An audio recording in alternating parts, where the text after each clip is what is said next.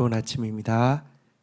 창세기 26장 34절부터 27장 13절까지 내용 보도록 하겠습니다. 34절, 에서가 40세의 헷 족속 브에리의 딸 유딧과 헷 족속 엘론의 딸 바스맛을 아내로 맞이하였더니 35절, 그들이 이삭과 리브가의 마음에 근심이 되었더라. 자, 에서는 팥죽 한 그릇을 아무렇지 않게 장자의 명분을 팔 때도 보면 영적인 일에 전혀 관심이 없고 또 하나님과의 관계를 전혀 소중히 여기지 않는 사람임을 보여주었는데요.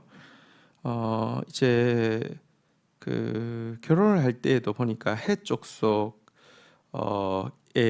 그 두 여인을 아내로 맞이하게 되었습니다. 헷 족속은 사실은 이제 가나안 족속이죠. 가나안 땅에서 이 타락한 곳에서 이렇게 거룩한 후손이 나올 수 없기 때문에 이삭 같은 경우는 그의 아버지가 고향 땅에서 또 아내를 얻어오라고 이렇게 이야기할 정도였는데요. 아무렇지 않게 이방 여인과 그것도 두 명과 결혼을 하는 이런 모습을 보여주고 있습니다. 이것 때문에 부모가 마음에 근심하고 있는 이런 장면이 보여지는데요. 하지만 이런 모습에도 불구하고 아버지 이삭에게는 에서를 향한 그 뭐랄까요, 애정이 또 에서를 향한 그 선호하는 마음이 인간적으로 계속 여전했던 것 같습니다. 27장에 가보면요, 1절, 이삭이 나이가 많아 눈이 어두워 잘 보이지 못하더니 맏아들 에서를 불러 이르되 내 아들아 하매 그가 이르되 내가 여기 있나이다 하니 2절, 이삭이 이르되 이제 내가 늙어 어느 날 죽을런지 알지 못하니 3절, 그런즉 내 기구 곧 화살통과 활을 가지고 들에 가서 나를 위하여 사냥하여 4절, 내가 즐기는 별미를 만들어 내게로 가져와서 먹게 하여 내가 죽기 전에 마음껏 내게 축복하게 하라. 이삭은 이제 눈이 어두워서 잘 보이지 않고 자기 생각에는 언제 죽을지 모른다라고 생각해서 빨리 이 장자의 축복을 딱 공식적으로 물려줘야 되겠다라는 인간적인 급한 마음을 가지게 된 것 같습니다. 그래서 그가 좋아하는 이 에서에게 지금 바로 나가서 들짐승을 사냥해서 자기가 좋아하는 별미를 만들어서 오고 그래서 자기가 먹고 기쁜 마음으로 죽기 전에 마음껏 장자의 축복을 내리게 하라라고 부탁하고 있는데요. 여기에 보면 이 이삭에게 있는 인간적인 초조함이 잘 나타나 있습니다. 사실 이삭은 이 축복한 이후에 얼마 후에 죽었냐고 하면 무려 50년이나 더 살다가 죽었습니다. 그러니까 이게 전혀 이렇게 급한 상황이 아니었습니다. 게다가 또 아내를 통해서 사실은 태중에부터 둘째가 이제 첫째보다 큰 민족이 될 것이다라는 이런 그 하나님의 말씀을 받았던 것에 대한 이야기도 틀림없이 들었을 것이고요.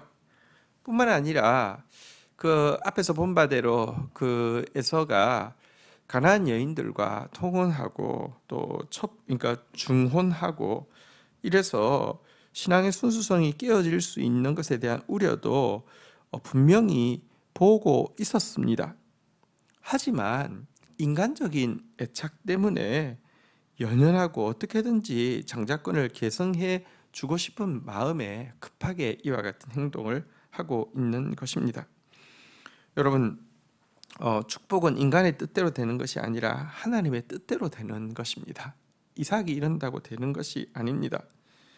사람의 마음에는 많은 계획이 있을지라도 오직 여호와의 뜻만이 완전히 선다는 사실을 우리가 인간적인 애정이나 혹은 이렇게 인간적인 초조함 때문에 놓치는 일을 이삭처럼 이렇게 범해서는 안 될 것입니다. 자, 5절입니다. 이삭이 그의 아들 에서에게 말할 때에 리브가가 들었더니 에서가 사냥하여 오려고 들로 나가매 6절 리브가가 그의 아들 야곱에게 말하여 이르되 내 아버지가 내 형 에서에게 말씀하시는 것을 내가 들으니 이르시기를 7절 나를 위하여 사냥하여 가져다가 별미를 만들어 내가 먹게 하여 죽기 전에 여호와 앞에서 내게 축복하라 하셨으니 8절 그런즉 내 아들아 내 말을 따라 내가 내게 명하는 대로 9절 염소떼 가운데 가서 거기서 좋은 염소 새끼 2마리를 내게로 가져오면 내가 그것을 내 아버지를 위하여 그가 즐기시는 별미를 만들리니 10절 내가 그것을 내 아버지께 가져다 드려서 그가 죽기 전에 내게 축복하게 위하여 잡수시게 하라. 자, 그런데 지금 이삭이 하는 일을 이 어머니 리브가가 듣게 되었고요. 리브가 역시 마음이 급해지게 되었습니다. 그녀는 이 첫째보다는 둘째를 많이 사랑했고요. 또 뿐만 아니라 그녀에게 주신 하나님의 말씀도 있었고요. 그래서 이야기합니다. 자초지종을 쭉 이야기하고 나서는 솔루션으로 야생동물하고 비슷한 맛이 나는 염소 새끼 2를 가져오면 요리를 내가 해줄 테니 이제 이것 가지고 아버지 앞에 가서 그로 잡수시게 하고 그가 너한테 먼저 축복하게 하라 이런 솔루션을 제시하고 있습니다. 11절입니다. 야곱이 그 어머니 리브가에게 이르되 내 형 에서는 털이 많은 사람이요 나는 매끈매끈한 사람인즉 12절 아버지께서 나를 만지실진데 내가 아버지 눈에 속이는 자로 보일지라 복은 고사하고 저주를 받을까 하나이다. 13절 어머니가 그에게 이르되 내 아들아 너희의 저주는 내게로 돌리리니 내 말만 따르고 가서 가져오라. 자, 근데 야곱은 욕심이 많지만 겁도 많았던 것 같습니다. 형 흉내 낼 수 없다는 것입니다. 형은 털이 많은데 자기는 매끈매끈한데 아버지가 손 한번 잡아보면 금방 표시 날 것인데 이거 뭐 내가 속이는 자가 될 아버지 눈에 속이는 자가 되고 복은 고사하고 저주받을 것 같습니다. 이렇게 이야기를 하고 있습니다. 야곱은 사실은 이제 속이는 자라는 이제 이름의 뜻도 있죠. 그러니까 이제 발꿈치를 잡고 이런 뜻도 있는데요. 어쨌든 겁을 내고 있는데 이때 리브가가 뭐라고 이야기했냐면 너의 저주는 내게로 돌리리니 내 말만 따르고 가서 가져오라라고 하면서 강하게 드라이브를 걸고 있습니다. 이것은 한편으로는 하나님께서 주신 예언을 믿기 때문에 그런 것입니다. 그냥 진짜 인간적으로 야곱을 좋아하기 때문에 이렇게 했다고 하면 비난받아 마땅합니다.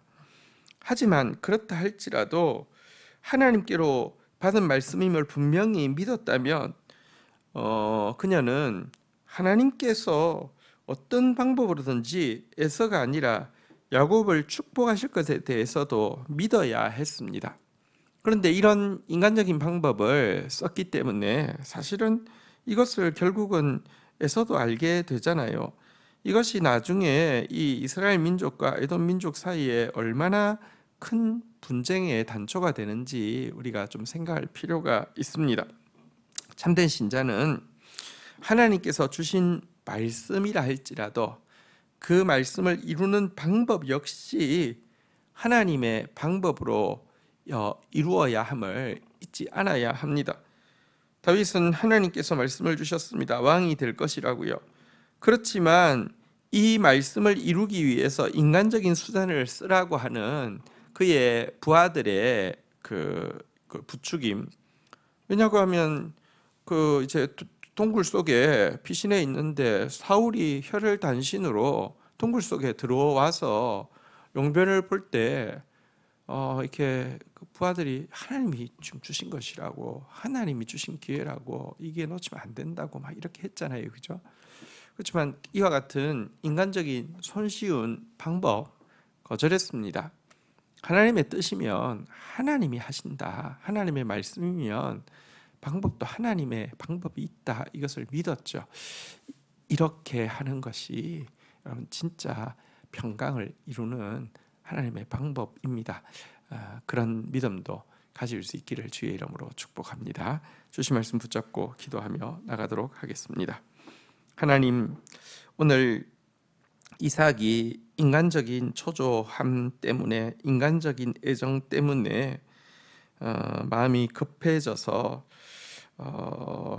일을 행하고 있는 모습을 보게 됩니다.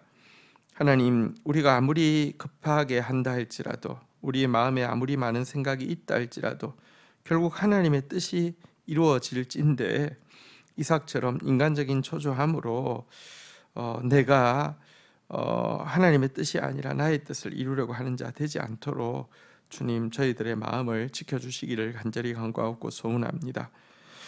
리브가는 하나님에게 받은 말씀이 있었는데 그 말씀과 반대되는 결과가 나올 것 같은 상황이 되자 너의 저주는 내게로 돌리리니 내 말만 따르라고 하면서 또 자기 방법으로 아버지를 속이도록 또 형의 분노를 살 수밖에 없는 행동을 하도록 또 그의 아들 야곱을 이끌고 있는 모습도 보게 됩니다.